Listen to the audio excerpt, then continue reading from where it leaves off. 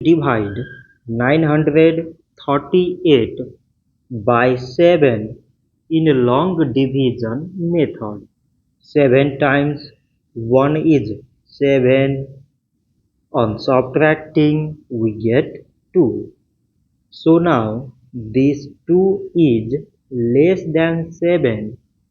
So we put down this 3 and it is 23. 7 times 3 is 21. On subtracting, we get 2. So again, this 2 is less than 7. So we put down this 8 and it is 28. 7 times 4 is 28. On subtracting, we get 0. So 938 divided by 7 is 134.